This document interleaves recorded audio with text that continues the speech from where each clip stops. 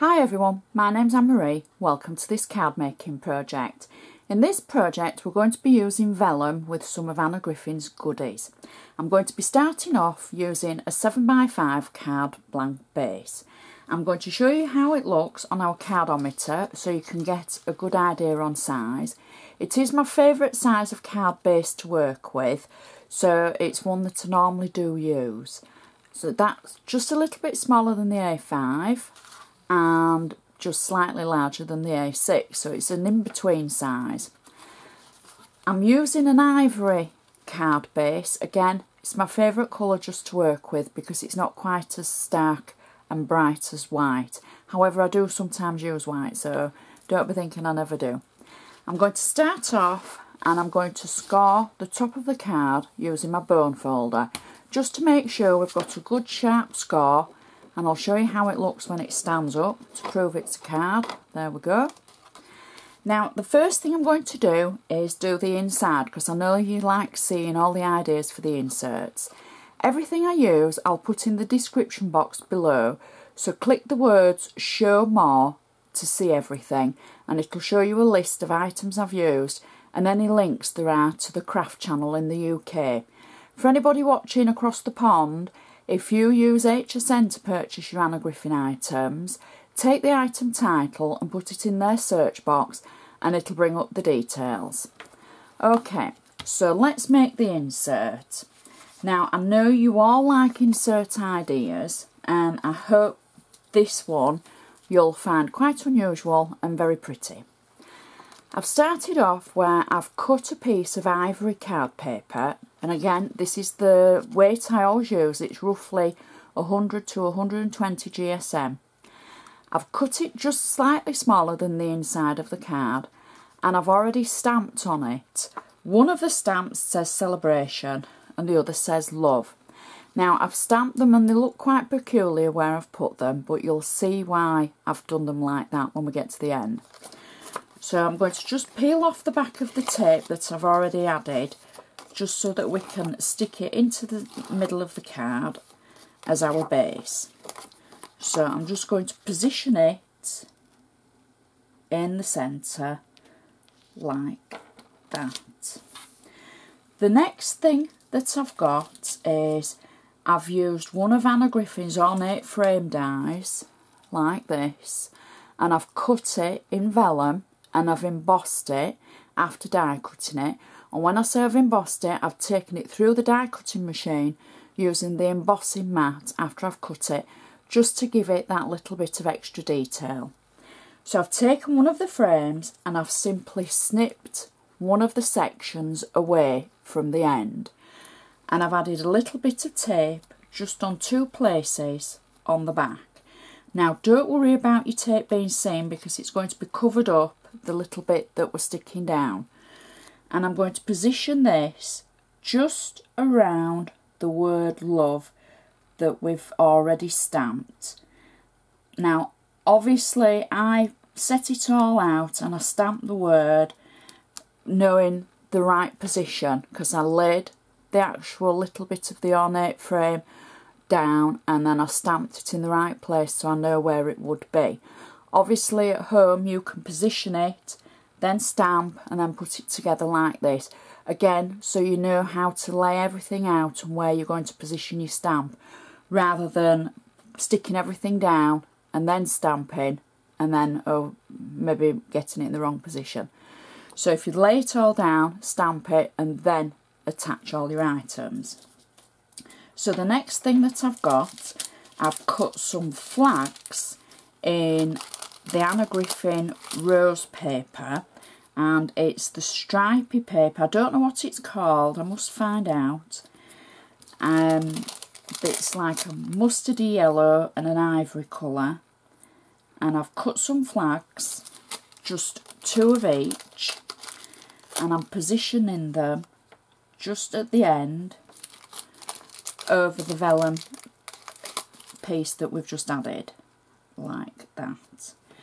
And then I've got a simple strip of the same paper and I've cut it in a zigzag around the pattern on the edge and I'm going to simply attach it over our flags and our panel.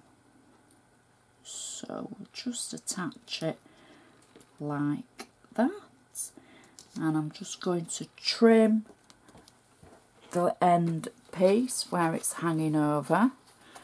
So I'm going to turn it over and trim that little bit.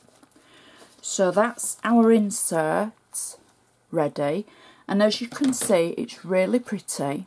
Now I'm going to be using it horizontally, but if you were wanting to make a card portrait, you could easily adapt it and use it that way. Turn your celebration stamp the other way. Use whatever stamp you've got. You know, use something that's going to fit nicely. So the front of the card, I've cut a base piece of paper, again from the Rose collection, and I'm going to add this to the front of the card. But before I do that, I've actually created some corners for this, and I'm just going to take away the tape on the back of this paper, and then I'm going to add the corners to it before I attach it to the front of the card. So I'll just move that out the way. Now the corners that I've made, I've created the same way that I've made the embossed corners in a video that I've done previously. So I'll put a link for that below, again in the description box, and then you'll be able to see how I've made them and get a good idea of how you can make these, because they're very quick and very simple, and you'll be able to use all your scrap paper. So that's the fourth one. Now I'm just going to take the tape away from the back of the corners, and then we can attach it to the front of our card as our base layer.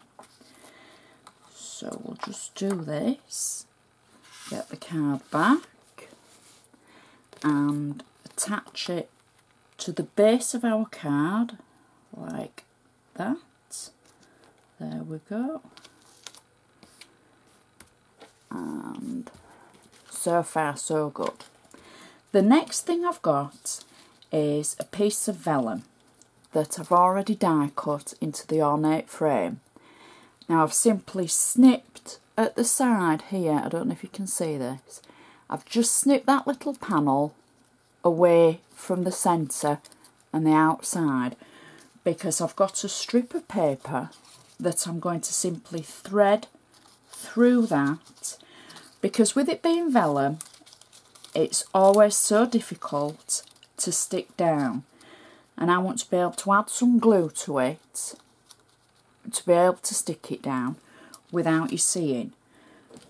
So now I can simply take my runner and add my glue or my tape, whatever I want to add, straight across the middle and add that to my paper. Now I'm just going to add a little bit of glue as well, just for double security. So now I can position this on the centre of our card like that, and there's no glue showing for the vellum whatsoever, and it's held in place nice and secure. So I'll just straighten that little bit.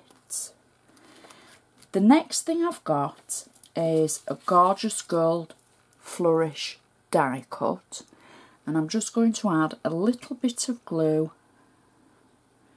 just in a couple of places like that, and I'm just going to pop it on an angle to one side across the centre to one corner. I'm not worried that it's not stuck at this section because I want it a little bit loose. The next thing I've got is a sentiment, again from the Rose collection.